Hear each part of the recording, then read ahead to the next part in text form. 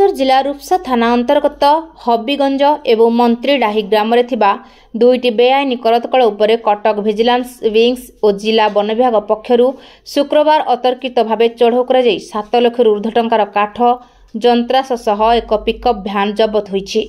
सूचना अनुसार रूपसा थाना अंचल दीर्घ दिन धरी बेआईन करतकल चलुथिबा बेले करतकल को बंद करिया स्थानीय लोके बारंबार दाबी करि आसुथिले। फल उक्त अभियोग को भित्ति करी Cuttack vigilance DCF Rajanikant Mohanty, ACF Babita Soren, forester Vivekananda Jena, vigilance DSP Alok Ranjan Das तत्वावधान एक दल आज सकाळे हबीगंज एवं मंत्रीडाही ग्राम थिबा दुईटी बेआईन करतकल उपरे चढ़ाऊ कर 7 लाख ऊर्ध्व टंकार काठ और जंत्रांश सह घटनास्थल एक पिकअप को मध्य जबत करथिले। अन्य मानक मध्यरे इन्स्पेक्टर श्रीवल्लभ नायक, जस्मिता पुई, सब इन्स्पेक्टर विजय कुमार प्रधान समेत बहु वन कर्मचारी और रूप्सा थाना एएसआई चंद्र सोरेन उक्त चढ़ाऊ सामिल थिले। बालेश्वर जिलूर मानस रंजन बेहेरा रिपोर्ट, ज्योतिप्रभा न्यूज।